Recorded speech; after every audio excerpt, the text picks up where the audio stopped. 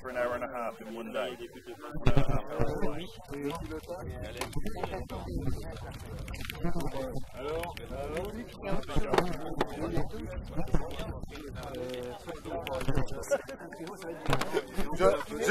Je blague surtout. Le PO craque.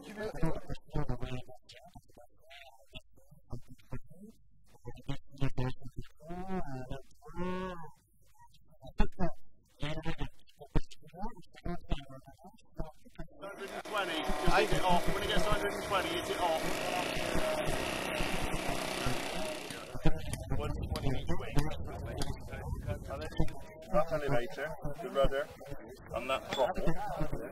The other one drives that throttle, that elevator, and the flaps.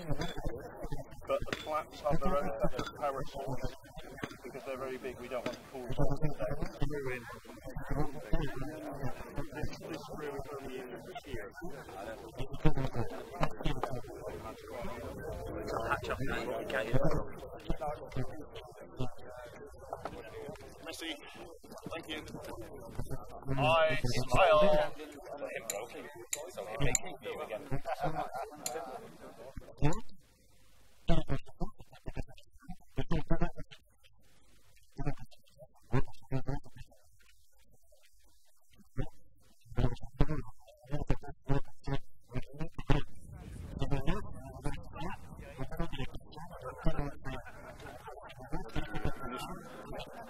So when you switch off the first meter, yeah, the servo cut the yeah. So you don't know what?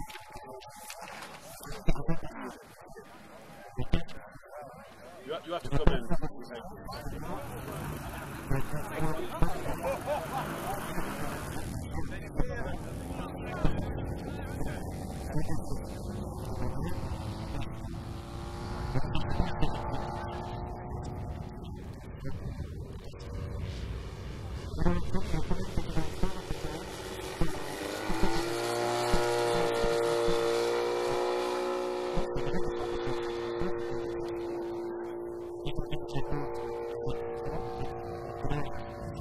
On l'a porté volé.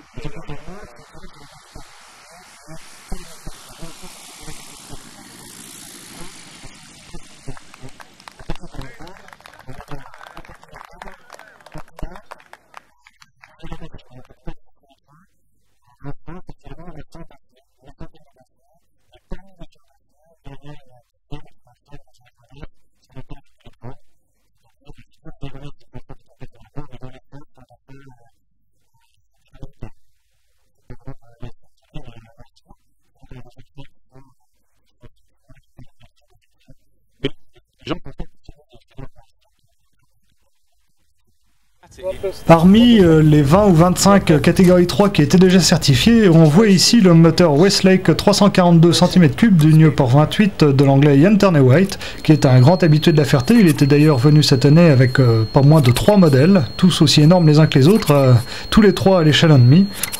Et après quelques difficultés de réglage du moteur, malgré l'aide de Melty Day que l'on voit ici à gauche et qui n'est autre que le fabricant des moteurs captant laser qui était présent pour la première fois à la Ferté-Alais, eh bien Yann nous a fait de très belles démonstrations et nous a prouvé que les Anglais n'étaient jamais gênés par les conditions venteuses ou pluvieuses.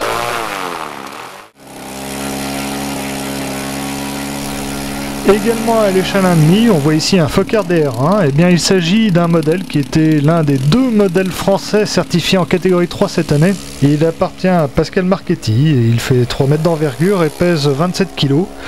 27 kg qui sont facilement emmenés par ou plutôt les moteurs, puisqu'il semble bien que cet appareil soit doté de 2 Titan 62 accouplés. Vous pouvez constater que ces vols de certification se sont parfaitement déroulés et il est aussi remarquable de savoir que cet avion a multiplié les vols durant tout le week-end malgré des conditions qui ne lui étaient pas du tout favorables puisque comme chacun le sait, le Fokker DR1 n'est pas un avion facile à poser ou à décoller dans le vent de travers. Et bien malgré tout, à chaque vol, son pilote a réussi à se poser sans trop faire racler le saumon, ce qui est un petit exploit.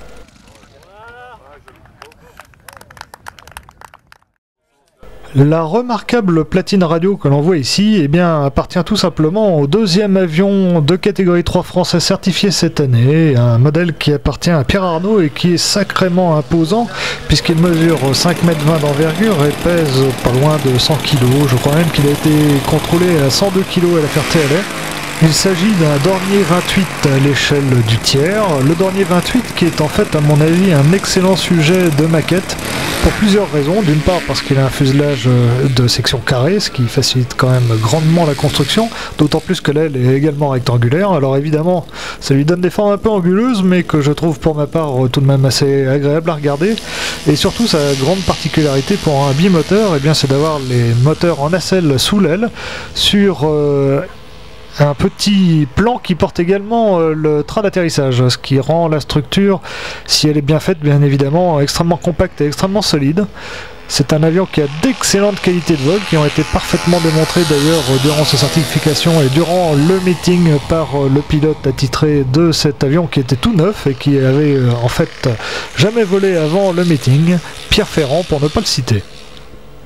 Il nous a vraiment ébloui par les capacités de vol à très basse vitesse et la grande précision des gouvernes de cet avion qui semble vraiment bien né et qui, je pense, fera longtemps parler de lui dans tous les meetings de France et de Navarre.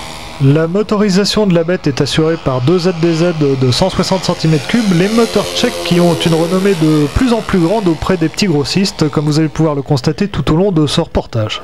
Une réalisation vraiment exceptionnelle d'un modéliste qui est assez discret, qui est pourtant membre de l'IMA depuis fort longtemps, et sans être une maquette vraiment exacte, eh bien cet avion a au moins le mérite d'avoir été conçu pour un usage intensif, comme on a pu le constater à de multiples détails, en particulier l'accessibilité extrêmement facile au moteur et à la radio, comme vous avez pu le constater au début de cette séquence. Le quadrimoteur au look tout à fait particulier que l'on voit décoller ici n'est autre que l'Armstrong Whitworth Argosy du belge Willem van Schoor. Si vous vous en souvenez bien, ce modèle avait été présenté pour la première fois l'an passé et il avait dû recevoir de toute urgence des moteurs McMinarelli de 35 cm3 pour remplacer ces tartans qui avaient bien des problèmes pour fonctionner. Et bien il a conservé cette motorisation depuis. Il vole maintenant à la perfection, comme vous pouvez le constater. C'est un modèle imposant qui fait 4,60 m d'envergure, qui pèse 43 kg et qui a nécessité à peu près 2000 heures de construction. En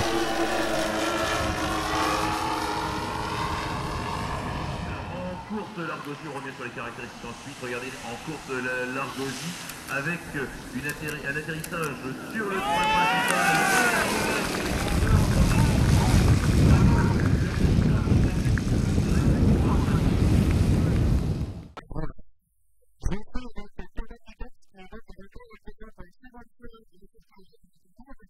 Alors Gordon, quel est ton modèle? Il s'agit d'un Blackburn Beverly construit au début des années 50 pour la RAF comme avion de transport lourd. Il est plutôt sympa, vraiment. Peux-tu nous donner ses caractéristiques techniques? Je vais vous donner au moins celle dont je me souviens. Il a 4 38 cm3 Zenoa, Titan comme vous les appelez par ici pour le motoriser. Il pèse environ 140 livres, soit à peu près 70 kg, mesure 5,60 m d'envergure et il est à l'échelle du 1/9. Depuis combien de temps voles-tu avec ce modèle?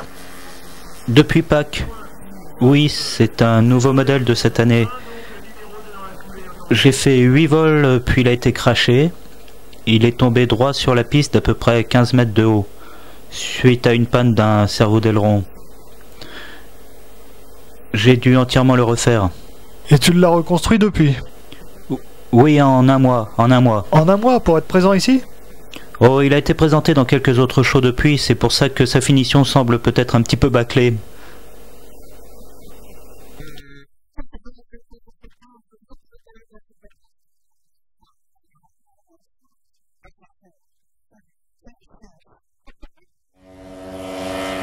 En effet, ce sont de sacrés furieux qui me rendent visite maintenant depuis quelques années à la Ferté, et parmi eux, eh bien, il y a Andrew Johnson qui présentait ce short Skyvan assez monstrueux, aussi bien par les formes, mais ça c'est tout à fait personnel comme appréciation.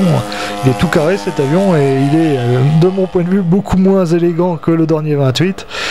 En tous les cas, c'est un avion qui a beaucoup de succès, aussi bien en vrai qu'en modèle réduit. Il mesure 5,50 m d'envergure, ce modèle. Il est à l'échelle du quart.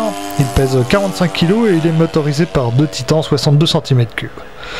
La chose la plus remarquable, eh bien, c'est que nos collègues anglais n'hésitent pas à faire des vols de patrouille avec des modèles aussi énormes, qui ont nécessité autant d'heures de travail.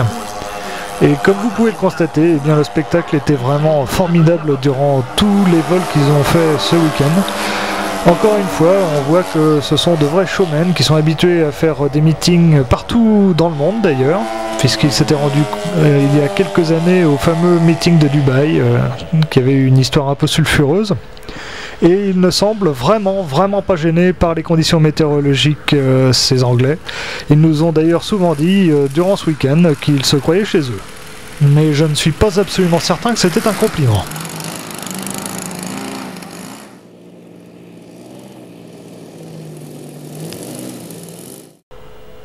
Ce Messerschmitt 109 est l'œuvre de Udo Menke, un Allemand qui était présent pour la seconde fois à la Ferté-Alais avec ce modèle et qui n'avait pas réussi à le faire certifier l'an passé, tout simplement parce qu'il n'était pas doté d'une double réception. Erreur corrigée cette année et vous allez voir que le modèle s'est comporté d'une façon extrêmement réaliste au niveau des vols. C'est donc avec brio qu'il a enfin eu son petit certificat indispensable pour voler dans les meetings en France. C'est un modèle tout en fibre de verre qui mesure 3,30 m d'envergure et qui pèse 31 kg. La motorisation est à la hauteur puisqu'il s'agit d'un King Boxer de 195 cm3. Malgré la voie très étroite qui caractérise cet avion, vous allez voir que le pilote va le poser remarquablement bien. Et là encore, il fait preuve d'un réalisme extraordinaire ce modèle. On le verra malheureusement pas voler durant le meeting par lui-même.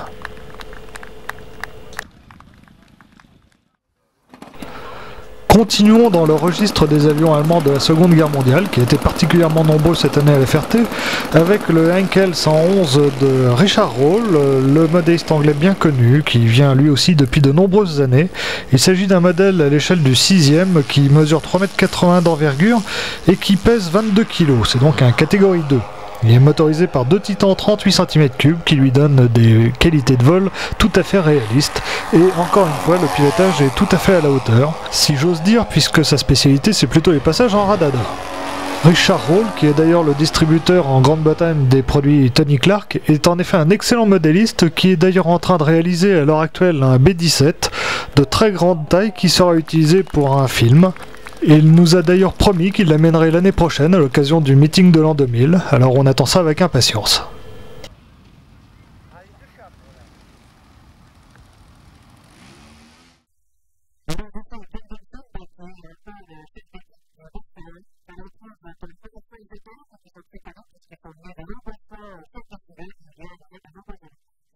Alors John, depuis quand existez-vous? Nous existons depuis 1981.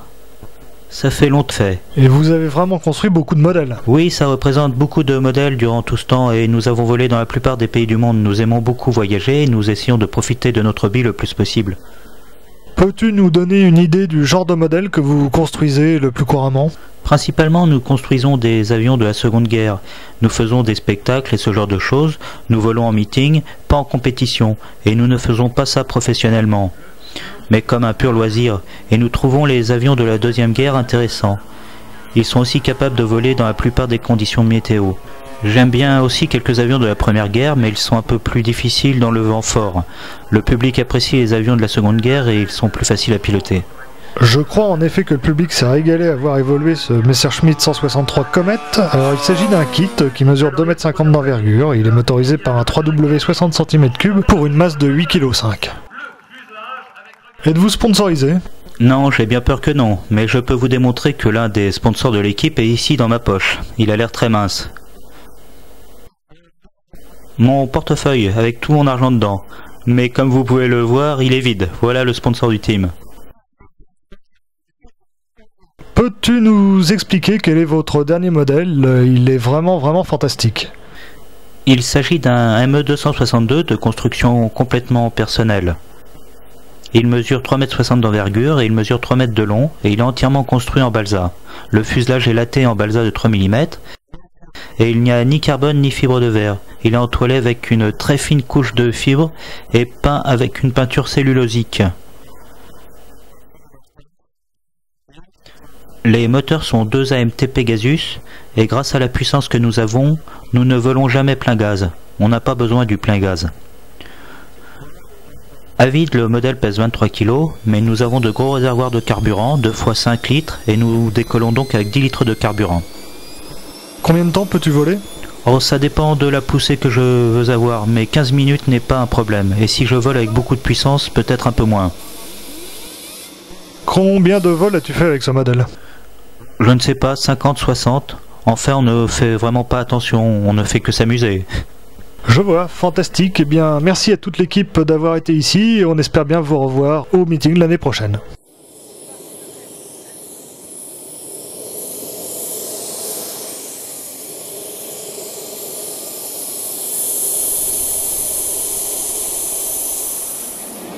Je vais maintenant vous laisser assister au vol du modèle qui a peut-être été la grande vedette de la Ferté 99. En tous les cas, il a vraiment ébahi plus d'un modéliste et laissé pantois le public. Sachez tout de même qu'il a seulement fallu 5 mois pour le réaliser, à partir de plans entièrement personnels, et l'avion semble, ma foi, tout à fait juste au niveau des formes. Quant au train, qui est lui aussi de réalisation personnelle, eh bien vous pouvez constater qu'il fonctionne à merveille, et sa lenteur ajoute indéniablement au réalisme de l'avion.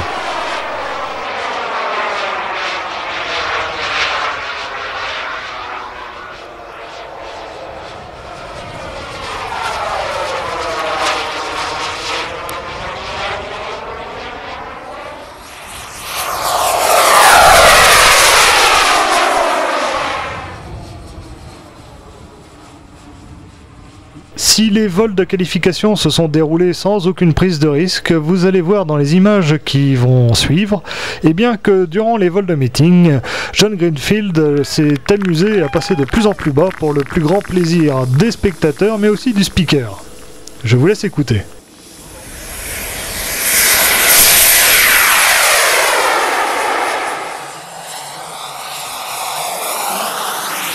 Voilà, exact. Regardez ce passage à 1 mètre de haut.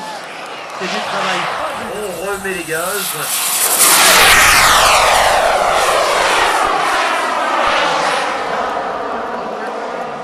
Regarde ce passage là. La machine. Oh là là là là.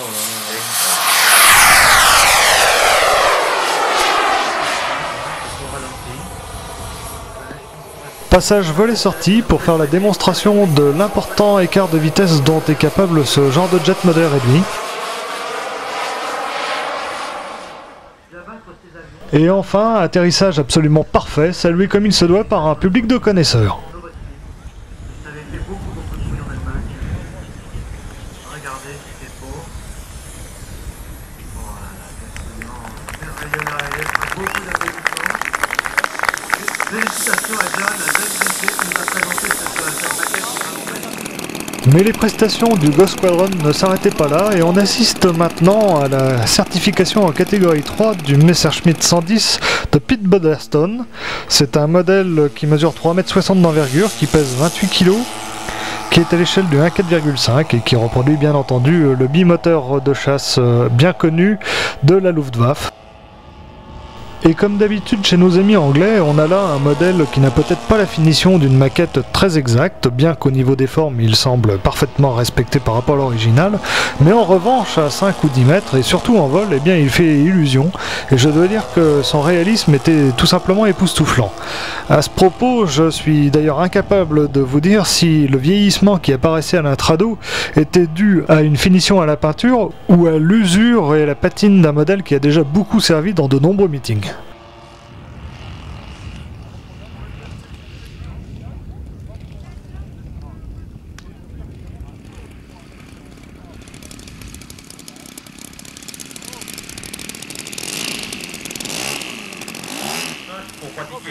En fait, ce Messerschmitt 110 n'était pas seul, puisque le Ghost Squadron en avait apporté 2 tout à fait similaires, et durant le meeting, ils ont volé 2 concerts, durant des vols de patrouille mémorables. Et ce n'est de mon point de vue que justice qu'ils aient reçu le trophée le plus envié de la Ferté, celui du Best of Show, qui récompense non pas forcément le plus gros ou le plus beau modèle, mais l'exhibition qui restera gravée dans toutes les mémoires. Ce PBI Catalina a fait forte impression l'an passé, si vous vous en souvenez bien. Il s'agit d'un modèle de 4,80 m d'envergure qui nous vient de Hollande. Il est piloté par Margin Penninx, que l'on retrouvera un peu plus tard aux manches d'un jet. Mais surtout, sa particularité, eh bien, c'est d'être intégralement moulé en fibre de verre, avec une quantité impressionnante de rivet reproduit à sa surface. Et il vole toujours aussi bien ce modèle, grâce à une charge à l'air réduite, malgré la faible puissance de ces 2 Super Tigre 30 cm3. Conçu pour être utilisé en hydravion également, ce modèle possède pourtant un train d'atterrissage superbement réalisé, qui à lui seul vaut le détour. Il est vrai que ce modèle a une finition tout à fait remarquable.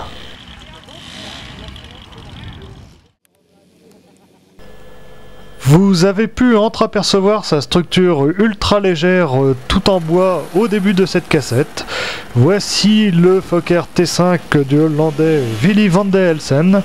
Alors c'est un bombardier hollandais de l'avant-guerre qui est très peu connu, mais qui méritait sans aucun doute d'être reproduit en maquette. Il a d'ailleurs été réalisé à l'occasion d'une grande opération dont les Pays-Bas ont le secret, puisque si vous en souvenez bien, il y a quelques années, la KLM, pour son 75e anniversaire, avait fait reproduire aux modélistes néerlandais l'intégralité de sa flotte.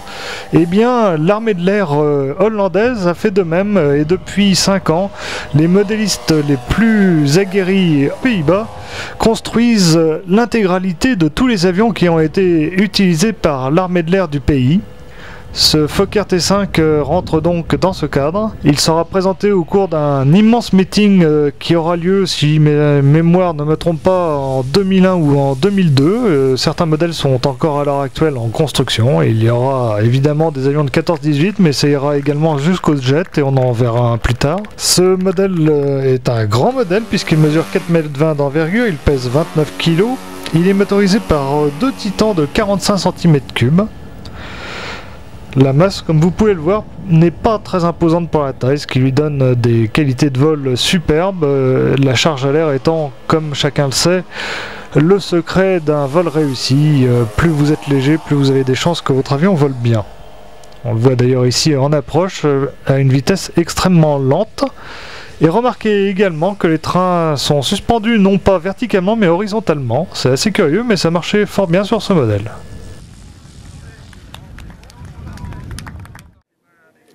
Après sa saison catastrophique de l'an passé où il avait entre autres craché son P38, le Suisse Heinz Valti était cette année de retour avec un P47. Il ne s'agissait pas cette fois-ci d'une création personnelle mais d'un kit. C'est d'ailleurs le même avion qui est utilisé par Jean Bierinx et Philippe Hénon, des avions que l'on connaît bien pour leur performance en patrouille. Et on voit ici l'avion lors des vols de qualification, et il était en fait tout neuf, il avait 5 vols avant de venir La Ferté à son actif cet avion, et pourtant Heinz l'avait déjà bien en main. Malheureusement, eh bien, au cours de ces deux vols, qui se sont donc déroulés le vendredi, il va connaître lors de cette séance de voltige une petite avarie. En effet, il semble bien que l'aéro 220 cm3 bicylindre qu'il utilise vibre beaucoup, et l'une des deux pipes d'échappement eh bien, va tout simplement casser net, et le résonateur a bien failli quitter l'avion au vol. Car comme vous allez pouvoir le voir, les échappements sortent en fait par les sorties de radiateur latérales, une idée qui peut être reprise sur d'autres P47.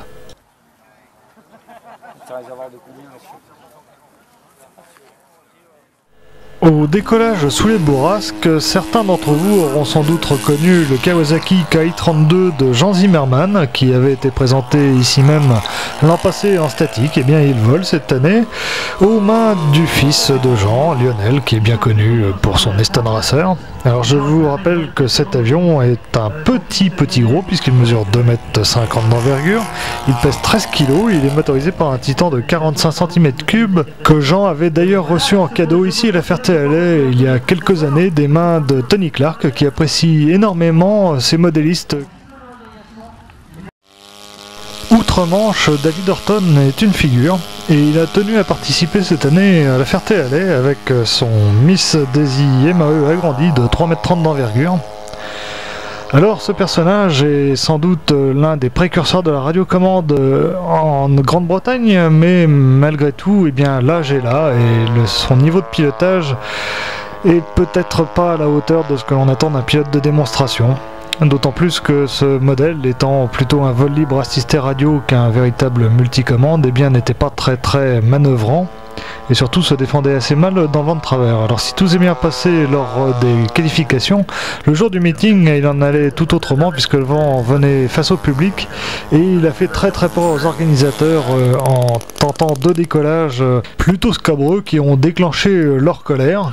Une colère tout à fait justifiée dans la mesure où dans un meeting comme La Ferté-Alais, on ne peut absolument pas badiner avec la sécurité.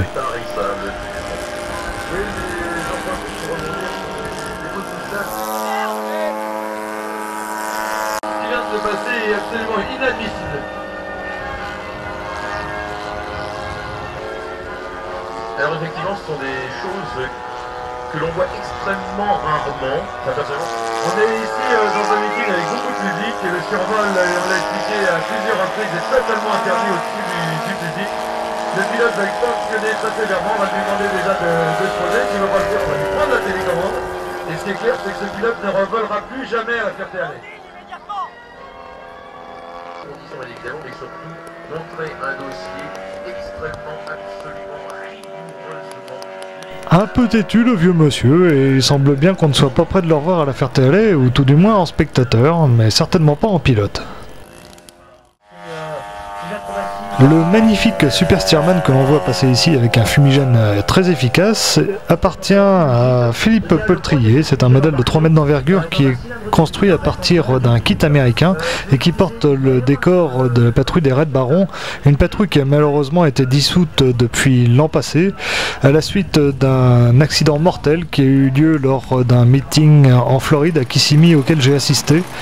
En fait, le charognard à la fin d'un looping est venu manger l'empennage du leader et les deux avions ont été au tapis et donc cette patrouille n'existe plus à l'heure actuelle.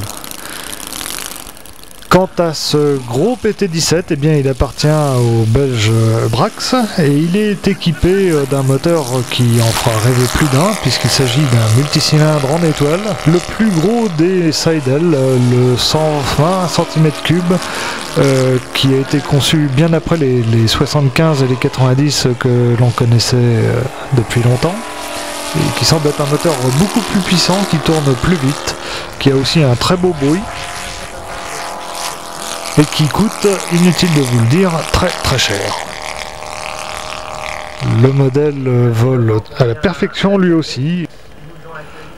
Vous avez certainement tendance à trouver que je me répète souvent, et vous avez raison, mais il est vrai que les petits gros ont indéniablement des qualités de vol infiniment supérieures aux modèles réduits de taille dite classique, aux alentours de 1,50 m d'envergure.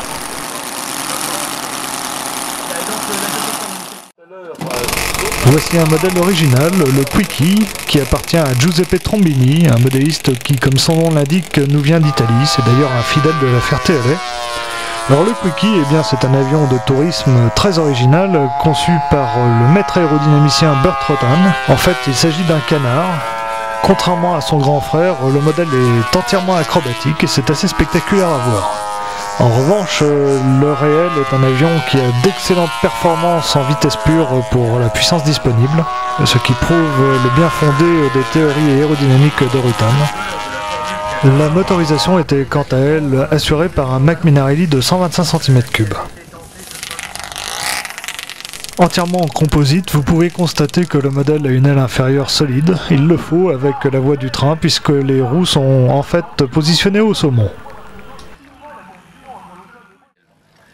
Outre les vols des catégories 3, les présentations les plus appréciées du public sont sans doute celles de nos meilleurs pilotes de voltige. On voit ici décoller le Cap 232 Delro de 2,90 m d'envergure de Frédéric Régnier. Il s'agit d'un modèle donc qui est motorisé par un 3W 140 cm3 pour une masse de 17 kg, ce qui lui donne un rapport poids-puissance assez spectaculaire, mais ce n'est pas un monstre pour autant, et Frédéric nous montre ici qu'il le maîtrise parfaitement.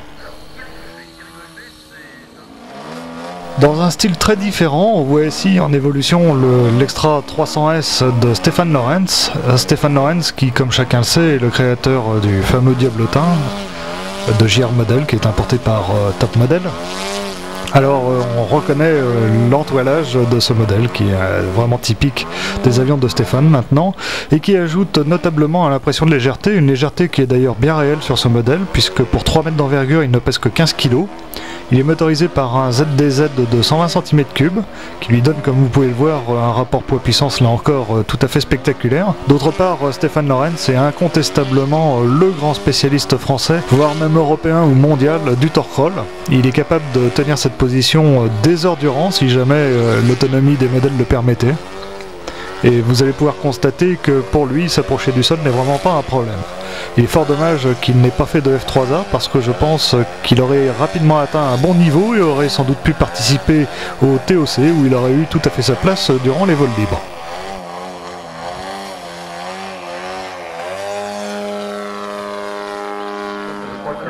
Autre voltigeur, autre style, beaucoup plus académique celui-là, je serais tenté de dire. Il s'agit d'Arnaud Lénen, qui est champion de France de voltige VGM en titre.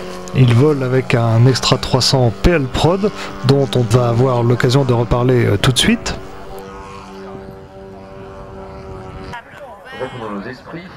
Alors vous noterez son pilotage extrêmement propre, comme le prouve ce déclenché tranche-tranche. Et lui aussi particulièrement à l'aise en torque roll. Il est une banalité de dire maintenant que de toute façon, pour être au top niveau en VGM, il faut réussir cette figure dans son libre, bien que ça ne soit pas pris en compte pour le classement du championnat par lui-même, le libre étant un classement séparé. Ça devient vraiment une référence qui donne un peu le niveau des pilotes.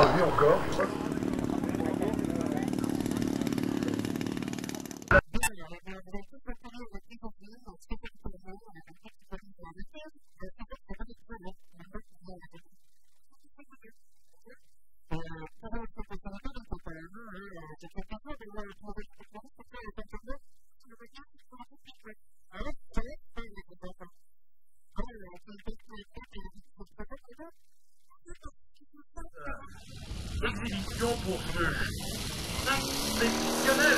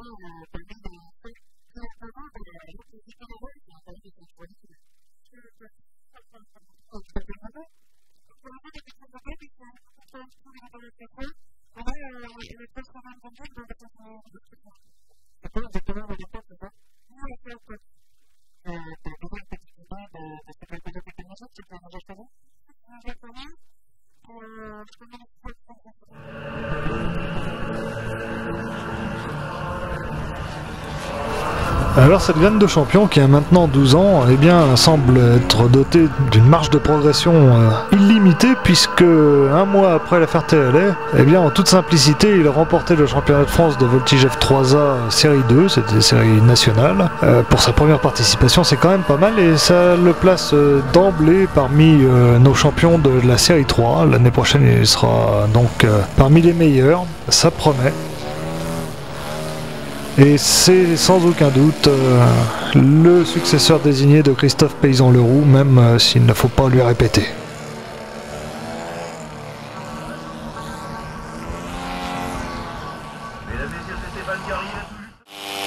On revient à la grosse cavalerie avec le Staggerwing de Jeff Lemont, un modèle qui a déjà quelques années, mais qui a encore fait de superbes présentations à la Ferté cette année, d'autant plus que Jeff l'a présenté quand plus personne ne voulait voler, contribuant en cela à la réussite du meeting, parce que eh bien, quand il y avait des grains, évidemment tous les modèles rentraient au hangar, et lui continuait à voler, permettant au public qui était resté en masse, malgré les conditions météo, eh bien, d'assister à des vols intéressants.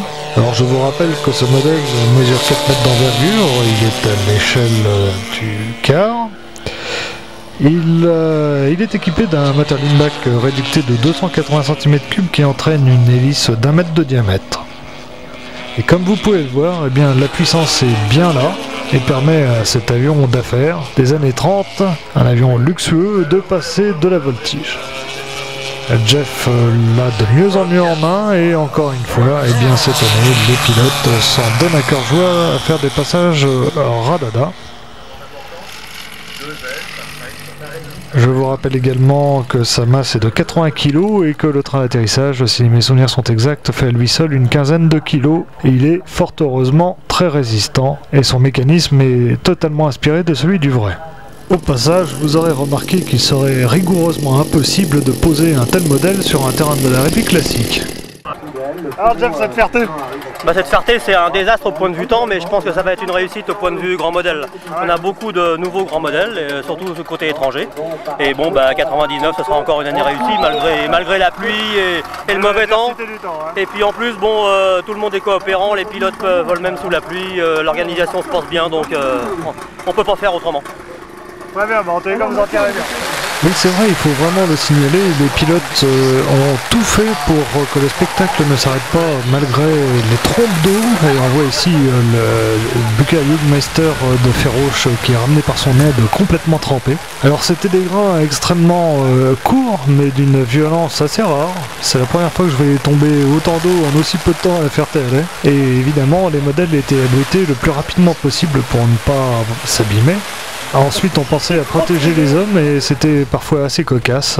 On prenait ce qu'on trouvait une fois que les avions avaient été bâchés. La densité sous les abris des exposants au mètre carré devait être assez élevée. Je ne sais pas si ça a contribué à faire de bonnes affaires pour eux. Toujours est-il que d'année en année, on s'aperçoit que le village des exposants s'agrandit. Visiblement, les spectateurs, qui sont aussi pour la plupart des modélistes, eh bien, viennent faire leur marché à la Ferté, c'est devenu rituel. Et le succès du meeting, eh bien, ça tient aussi à la qualité des speakers qui n'ont pas arrêté de parler, même au plus fort des averses. On peut leur tirer un grand coup de chapeau. Voir justement toutes ces machines. Mais au-delà des applications militaires, c'est vrai que des applications civiles sont également... Oui, il y a beaucoup d'utilisation civile et une fois le grain passé, on débâche le plus vite possible pour retourner dans la file d'attente dans l'entonnoir qui mène à la piste.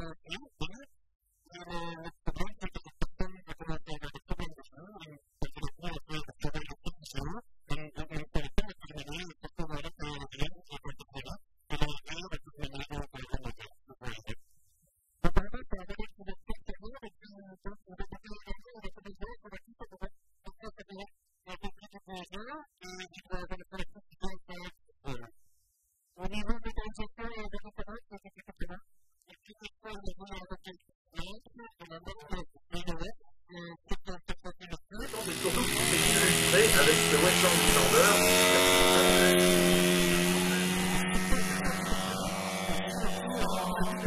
Cette aile très particulière, on y reviendra dans quelques instants. Une cabine dans le avec un maximum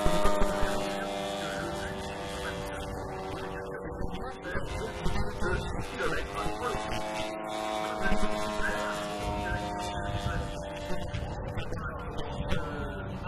Vous verrez que après une indus de 9 mètres ou 9 mètres 50, c'est plus intéressant.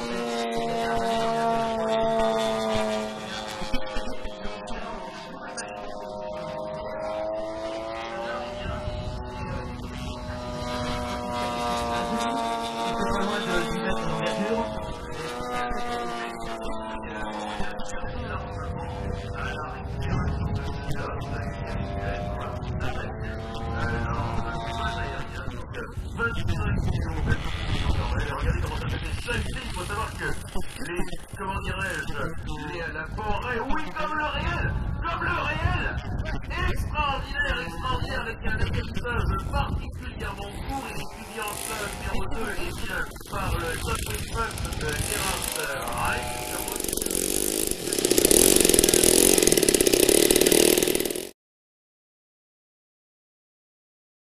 Et bien après le Lysander, nous découvrons une autre magnifique maquette qui aurait tout à fait sa place en concours, et pour cause, puisqu'il s'agit du Yak 3 de Patrick Deslandes. Patrick Deslandes qui a donc été membre de l'équipe de France maquette grand modèle lors des championnats du monde de Périgueux, et qui est le seul producteur en France de maquettes. Ce modèle, ce Yak 3, est en effet disponible en kit auprès de sa firme qui s'appelle Model Center, qui travaille maintenant en collaboration avec Ocup Aero pour la production de nouveaux kits, parmi lesquels un Yak 9, un peu plus gros, et un T6, issu du plan Nick Ziroli en 2,60 m d'envergure. Pour en revenir à ce Yak 3, c'est un modèle au quart qui mesure 2,30 m d'envergure, et qui pèse 13 kg. Il est motorisé par un Team 54 et a déjà donc participé à plusieurs compétitions maquettes où il a obtenu de bons résultats, dans la mesure où ses formes sont justes et où Patrick Deslandes le pilote admirablement bien et d'une façon très réaliste. Malheureusement, les Yak ne sont pas aussi populaires que les Spitfire, les Mustang ou autres Corsair, et cela nuit sans aucun doute à la diffusion de ce kit, ce qui est bien dommage parce qu'il est vraiment bourré de qualité.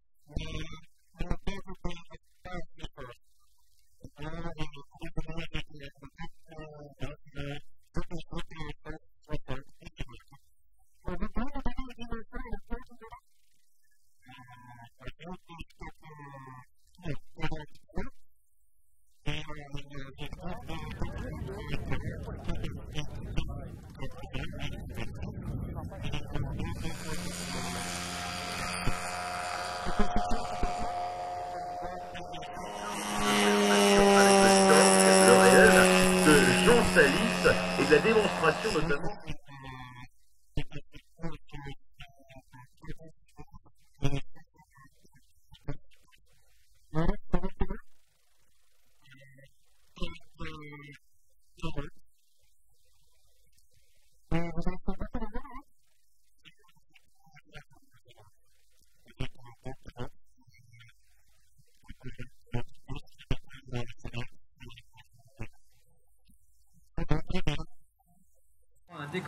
Au décollage, la patrouille des Grumman F3 F1 des Allemands Günther Wittmeyer et Ludwig Faber, des modèles que l'on connaît déjà, qui ont déjà été présentés à la Ferté à 2 reprises, mais qui sont maintenant parfaitement au point et qui, depuis l'an passé, ont reçu un vieillissement. De mon point de vue, peut-être un peu d'ailleurs exagéré, dans la mesure où il fait trop ressortir les rivets qui sont moulés dans ces fuselages en fibre, ce qui leur donne un peu un aspect de cuirassé blindé.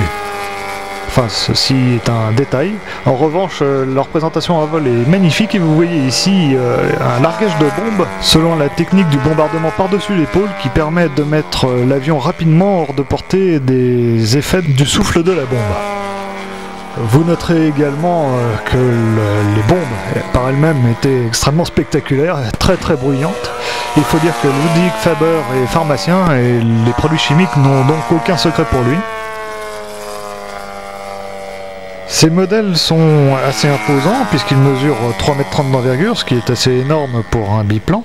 Ils sont motorisés par des moteurs Mace de 200 cm3, ils pèsent 36 kg et comme j'ai eu l'occasion de vous le dire, le fuselage est en fibre. Ce qui est tout à fait remarquable sur ce modèle, c'est bien sûr la cinématique à losange déformable du train d'atterrissage, cher à Grumman à cette époque au milieu des années 30, et que l'on retrouve entre autres sur le Dock et le Wildcat.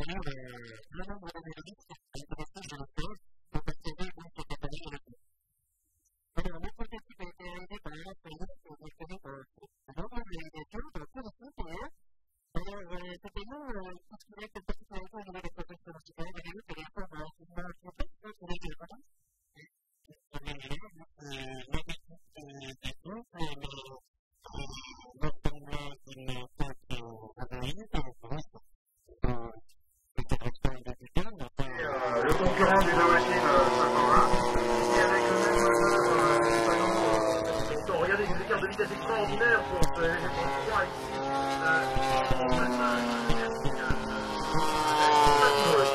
Et là, en l'occurrence, on se retrouve effectivement vide et je souhaiterais qu'on parle un petit peu avec des qualités justement excellentes à haute vitesse et surtout à basse vitesse avec un sens de moteur.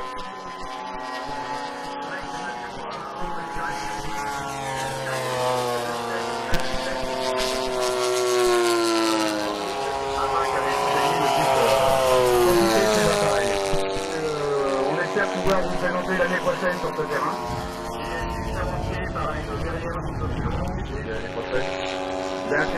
C'était mon grand rêve de présenter cette année cet avion dont je rêve depuis 1986 et mon second rêve effectivement c'est de pouvoir présenter 4 appareils l'année prochaine ici même à la Chapelle. Semble-t-il, quand on regarde bien les présentations, de plus en plus, et ça c'est une constante au cours de cette édition 99, eh bien ce sont des... En fait, à pointe en haut. Et puis, sur le projet, sur les...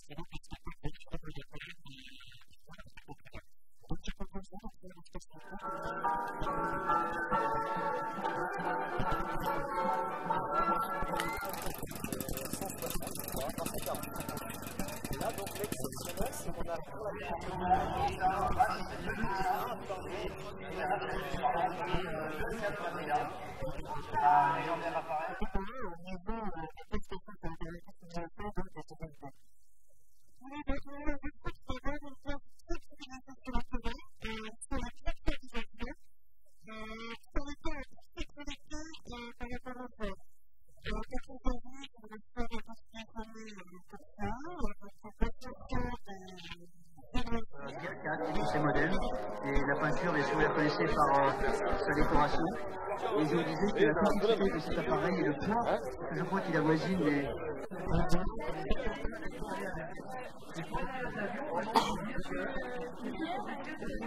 Puisque, grosso modo, la tranche d'âge aujourd'hui, là, sèche-le. Grammes au décibel carré, mais cet appareil, lui, a une charge à l'air de plus de 3.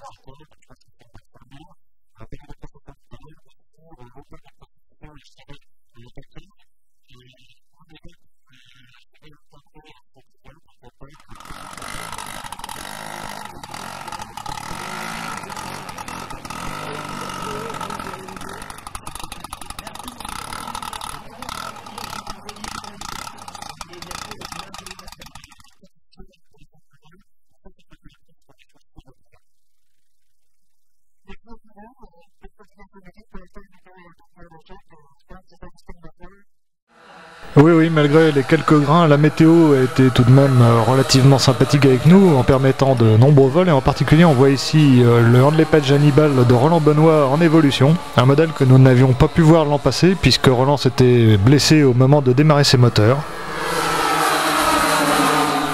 Ce modèle tout en structure est entoilé au Diakov, un matériau qui est de plus en plus utilisé sur les petits gros pour son excellente tenue dans le temps. Et il est équipé de 4 moteurs Super Tigre de 13 cm3 qui sont eux-mêmes pourvus d'hélices Zinger quadripales de 12,6. Merci de me faire signe si vous m'avez bien entendu. D'une envergure de 3,90 m pour 28 kg, c'est un modèle extrêmement bien construit qui a nécessité à peu près 1500 heures d'assemblage.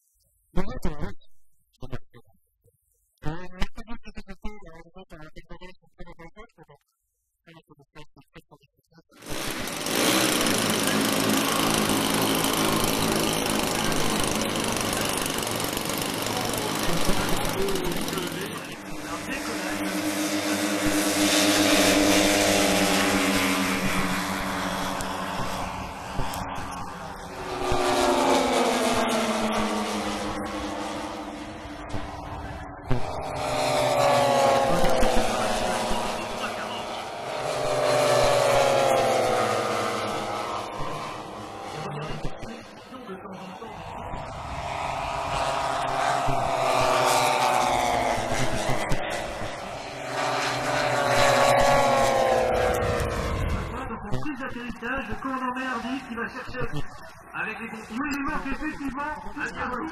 Un diabolo.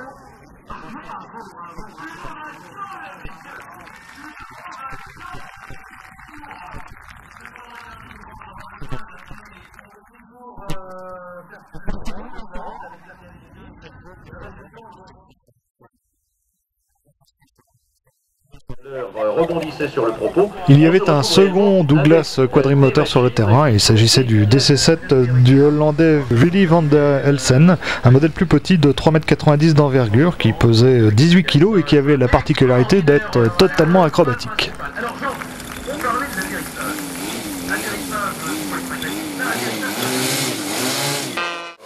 Également extrêmement spectaculaire en vol, voici l'aérocommandeur de Christian Bocage, le président du club d'Acher. Un modèle de 4,20 m d'envergure qui est motorisé par deux Titan 62, qui pèse 33 kg, on l'a souvent vu évoluer à la Ferté-Alais, et il préfigure sans doute ce que seront les deux monstres de Jeff Lallemand et Pierre Ferrand, qui ont enfin trouvé de quoi motoriser leur Schrei Commander de 9 mètres d'envergure, des modèles qui seront donc 2 fois plus gros. Au décollage sur un chariot, puisqu'il s'agit d'un hydravion dépourvu de train d'atterrissage, eh bien un modèle extrêmement original qui est une nouveauté 99, l'hydravion WS-01 de Laurent de la Casinière, un avion qui est entièrement réalisé en matériaux composites moulés, avec, il faut le dire, une qualité assez remarquable dans le travail des matériaux, un superbe état de surface qui s'apparente plus à celui d'un planeur de F3B que d'un petit gros, il faut bien le dire, qui sont en général assez rugueux de surface. Ça lui donne évidemment des qualités de vol absolument superbes. Il est motorisé par un 3W 60 cm3 pour une masse de 12 kg.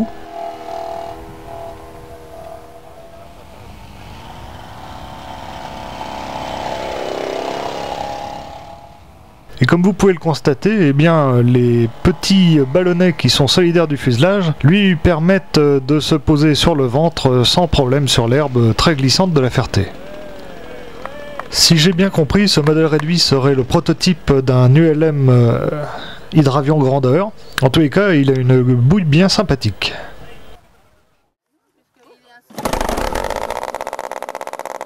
Probablement issu des mêmes ateliers de plasturgie, le poisson volant de Wilfried Stedhorst est en fait une cible destinée à l'armée pour l'entraînement au tir au canon de DCA de 20 mm. C'est un modèle de 2,10 m d'envergure qui est motorisé par un aéro 100 cm3 et il a été chronométré avec un pistolet radar à la Ferté aux alentours de 200-240 km/h, et cela avec sa verrière, bien qu'il l'ait perdu au cours de ce vol.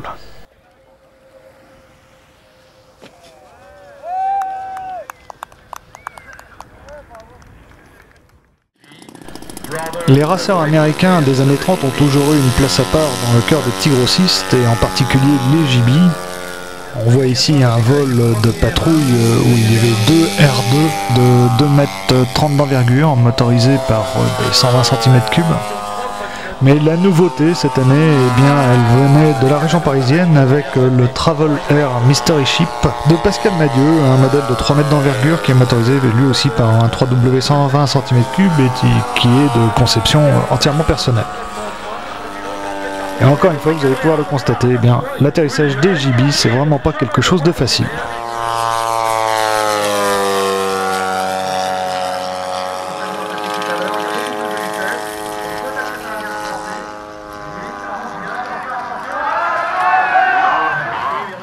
Alors que le Traveler, quant à lui, semble beaucoup plus facile à poser, et il est vrai qu'il a un look beaucoup plus conventionnel que les tonneaux volants. Un cran au-dessus par la taille, vous aurez reconnu le JBR2 de Pierre Ferrand à l'échelle 1,5, le monstre de 3,80 m d'envergure qui doit avoir un diamètre fuselage pas loin de 80 cm et qui est équipé d'un moteur Limbach 280 cm3 réducté de 6. Il est équipé d'une hélice de 1 m de diamètre pour vous donner une idée de la taille du fuselage par comparaison. Et encore une fois, malheureusement, eh bien, Pierre va connaître des ennuis avec son moteur, qui va couper lors d'un passage vent arrière, et il va se poser avec cette fois-ci pas mal de casse, encore plus que l'an passé, puisque je crois bien qu'une aile s'est brisée cette fois-ci. Et vraiment, ce modèle s'apparente de plus en plus à un hélicoptère avec un temps de maintenance supérieur au temps de vol. Dans un registre totalement différent, nettement plus poétique, eh bien, voici l'Oiseau de la Liberté de Michel Tesson. Un macareux qui est là pour symboliser l'enfance maltraitée, une cause qui tient beaucoup à cœur de Michel. Le modèle a été piloté par Jean Rousseau et puis par Michel Moisan, qui était visiblement impatient d'essayer la chose.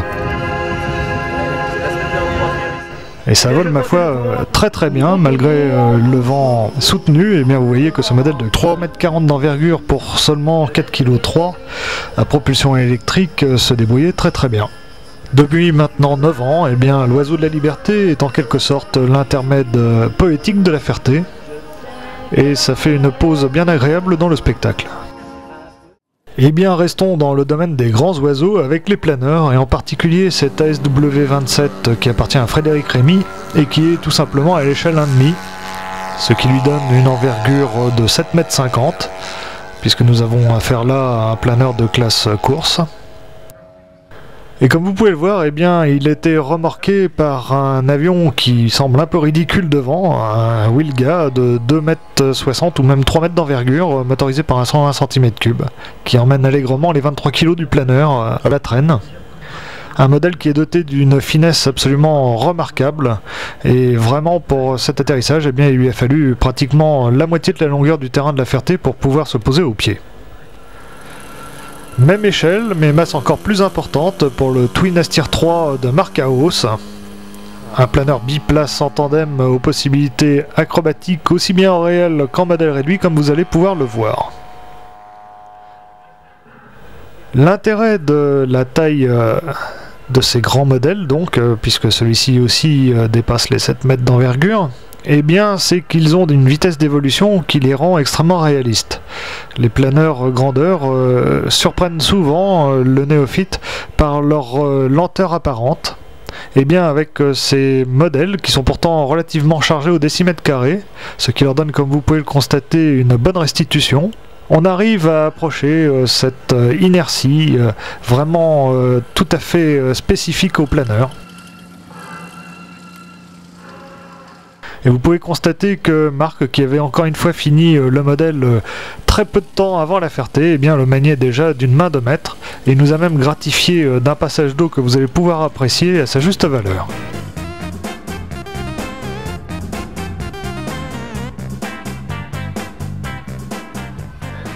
Croyez seulement, mesdames, messieurs, je ne vous entends pas. Je ne vous entends pas. Regardez sur l'extrado de l'aile, sur le dessus des ailes. Du grand art, vraiment, qui justifie pleinement sa renommée comme spécialiste incontesté du grand planeur en France. Et si cela vous intéresse, sachez qu'il est toujours présent à la Ferté-Alais avec de nombreux fuselages en fibre disponibles sur son stand. Vous aurez probablement reconnu d'une part Déborah Chevalier, qui est en fait la femme du président de l'IMA et également la rédactrice en chef du bulletin volé de l'association, quand elle n'est pas Miss Ferté.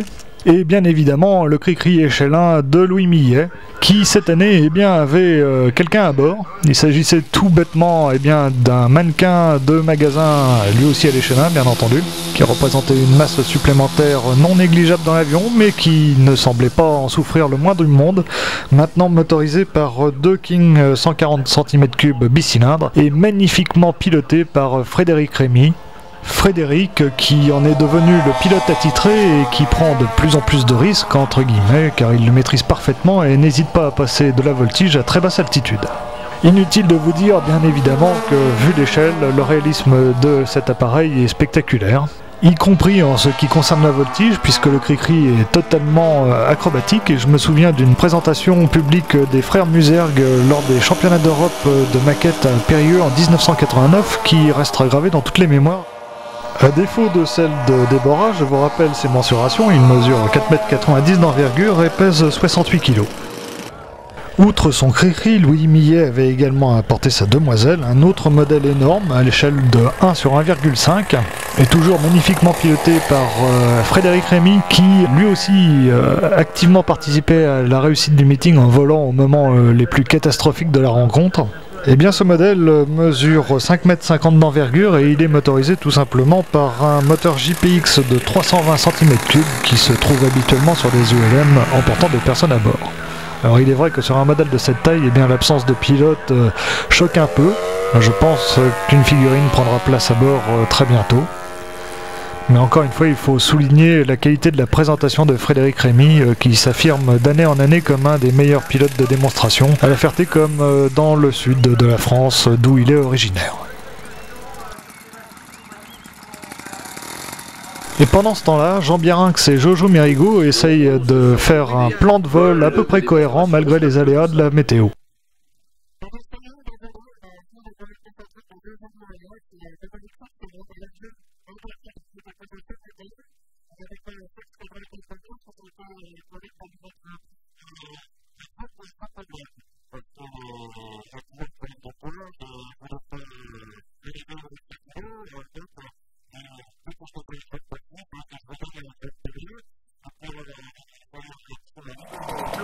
Sur la piste, verticale la piste, l'altisurface exactement, avec la montagne en face, brutalement, avec son mousquetaire qui tire un manche vers l'arrière de façon à faire monter son mousquetaire vers le ciel.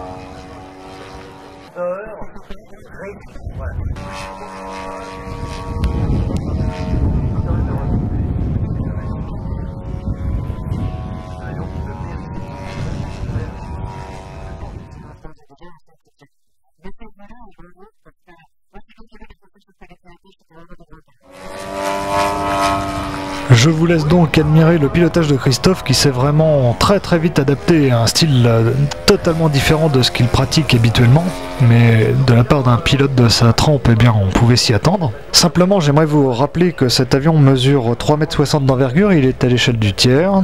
et il pèse donc tout juste 24 kg, ce qui lui évite la certification en catégorie 3. Toujours fastidieuse et contraignante, quoi qu'on en dise.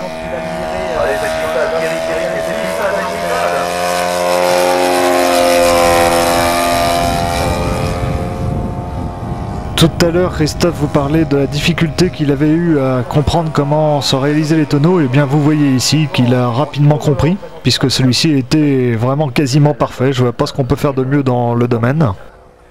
1000 pièces pour ce moteur, 1000 pièces.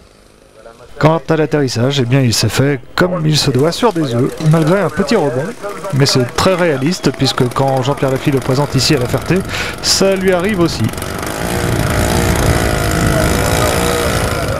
Oh, qu'est-ce que t'en penses? Qu'est-ce que t'en penses? Magnifique. À côté de l'autre, c'est le jour. C'est le jour et la nuit. Mais c'est bien entendu au manche de son Cap 231 qui l'a conduit par 3 fois sur la seconde marche du podium du tournoi des champions de Las Vegas que Christophe nous a prouvé toute l'étendue de son talent. Le vice-champion du monde nous a en effet fait cette année à La Ferté une exhibition absolument extraordinaire qui a laissé pantois vraiment tout le monde. Et je vous laisse donc l'admirer parce que ça se passe vraiment de commentaires.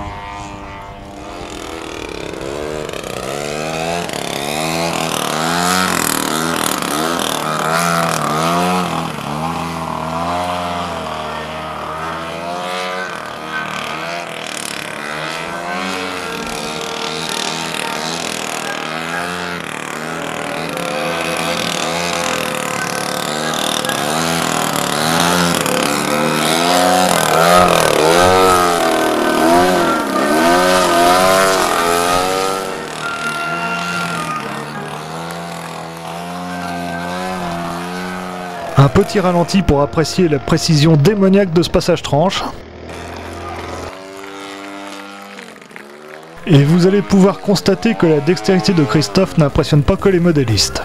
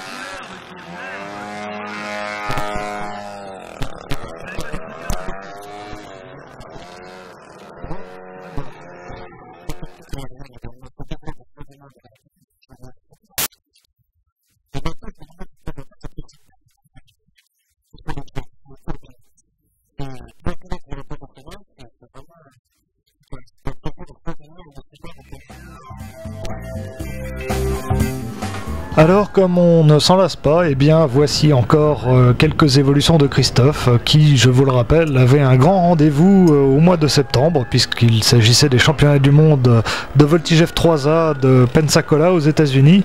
Et malgré le fait que cela se déroule dans ce grand pays qui possède aussi d'excellents pilotes, eh bien nous croisons tous les doigts pour espérer qu'il sera cette fois-ci sacré champion du monde, un titre qui devrait de toute façon pas lui échapper à l'avenir.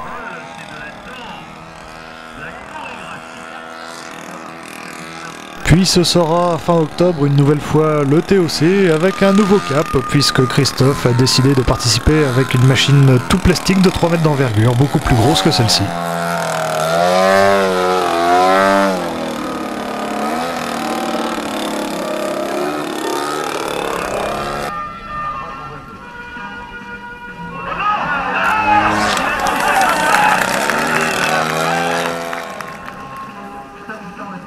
Attendez, je sais pas s'il est... Pardon, désolé pour la photo, je sais pas s'il est pour sauter. Compte tenu de l'évolution actuelle du modélisme, il ne faut pas s'étonner qu'il y ait de plus en plus de jets à la Ferté-Alais, et on voit ici un sabre F86K qui appartient au Hollandais Penninx, un modèle qui a également été réalisé dans le cadre de l'opération Fantasy in Blue, retraçant l'histoire de l'armée de l'air néerlandaise dont je vous parlais au début de cette cassette. Alors il sera probablement bientôt disponible en kit, je m'avance peut-être un peu, mais je pense que ce sera chez Precision Scale, la boîte de Tony Clark, puisqu'on voit ici Gar Trench aider Penninx à la mise en route de cet avion. Et regardez bien sur le passage qui va suivre, l'aile droite qui va entrer en flûteur, fort heureusement sans aucune conséquence sur la suite du vol. Ça donne une assez bonne idée des vitesses atteintes par ces avions qui sont, pour celui-ci, motorisés par les réacteurs AMT Pegasus qui développent plus de 10 kg de poussée pour une masse du modèle de 16 kg à peu près. Même s'il reste encore cher, les réacteurs sont sans aucun doute la voie d'avenir qui ouvre une nouvelle ère pour le modélisme du XXIe siècle. Et il faudra dans quelques années se souvenir que cela a été possible grâce à Michel Serrier et à JPX. L'invention du réacteur modèle réduit fiable est bien française et il ne faudrait pas l'oublier malgré le fait que les réacteurs américains et hollandais soient de plus en plus présents sur le marché. Et justement, puisque nous parlons de JPX, il faut souligner l'initiative de Jacques Buchou qui n'a pas hésité à, encore une fois, aider Mireille et Henry Wild à reconstruire leur Airbus A340 en remettant en état les 4 moteurs qui avaient malheureusement subi un violent crash lors du show des As il y a 2 ans. On s'en souvient, l'avion a été complètement détruit et c'est donc un tout nouvel Airbus que présentait cette année Henri à la Ferté qui avait en fait effectué un seul vol avant la certification du vendredi, qui s'est déroulé dans de très bonnes conditions malgré quelques petits problèmes de démarrage. Il est vrai que le JPX est un réacteur qui ne possède pas, contrairement à ses concurrents, une régulation électronique de démarrage. Elle existe aux États-Unis, mais elle n'est pas commercialisée directement par JPX et Henri n'en dispose pas. Il a donc fallu qu'il retrouve ses habitudes pour démarrer du premier coup ses moteurs. En revanche, en vol, eh bien, l'avion est toujours aussi extraordinaire avec ses 4 mètres d'envergure et c'est quasiment 5 mètres de long.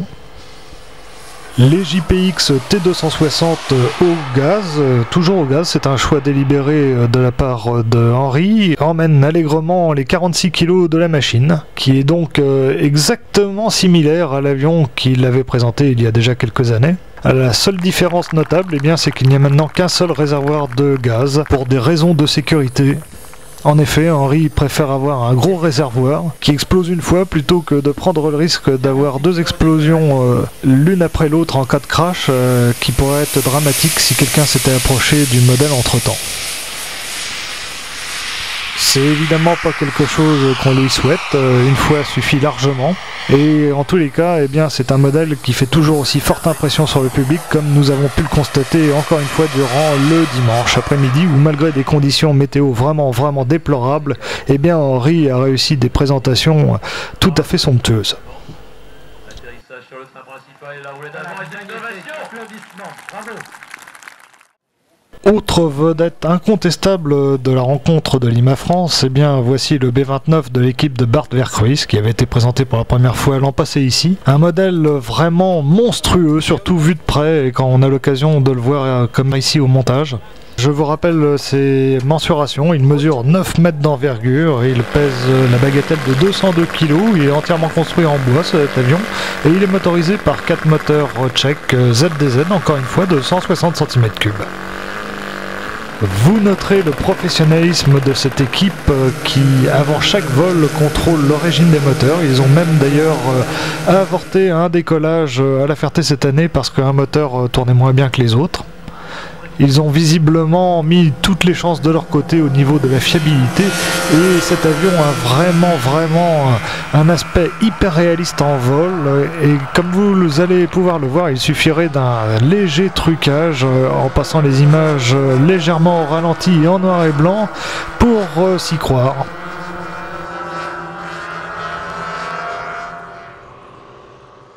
Voilà qui est fait. Ne croirait-on pas en effet un film tourné pendant la guerre?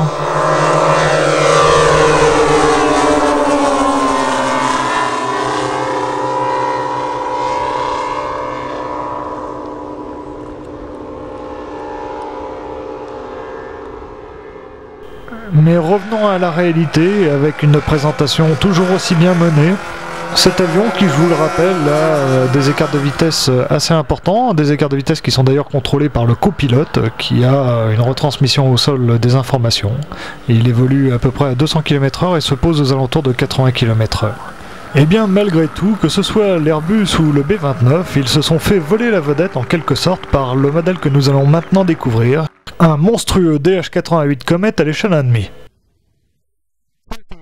Eh bien Steve, c'est la deuxième fois que tu es présent à La Ferté-Alais et à chaque fois tu as un modèle plus gros.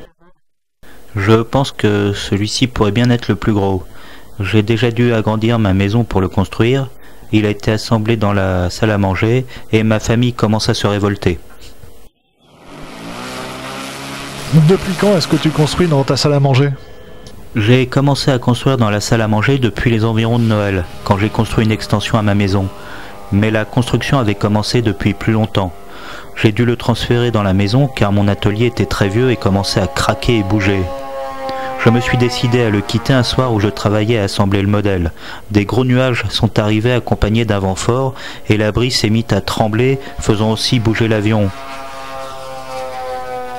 Bien, peux-tu nous donner les caractéristiques techniques de ce modèle? C'est un Racer de Havilland Comet à l'échelle 1,5.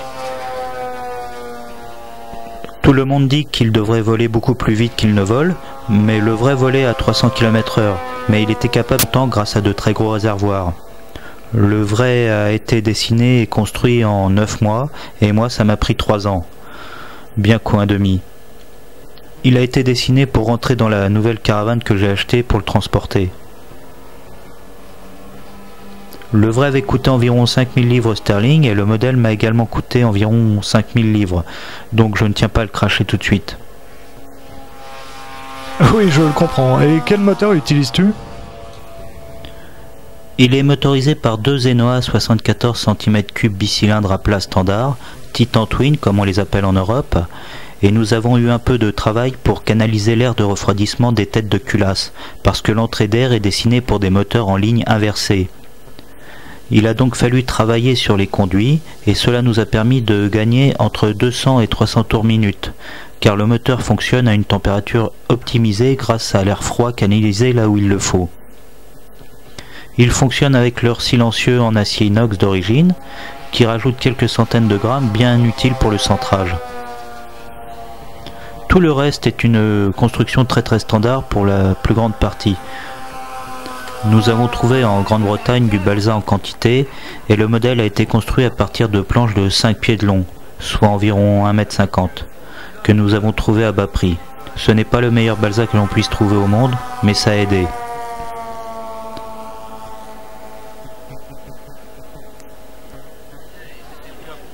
J'ai aussi été aidé par une société en Angleterre, Allosome Service, qui a fait tout le câblage du modèle en gros fil.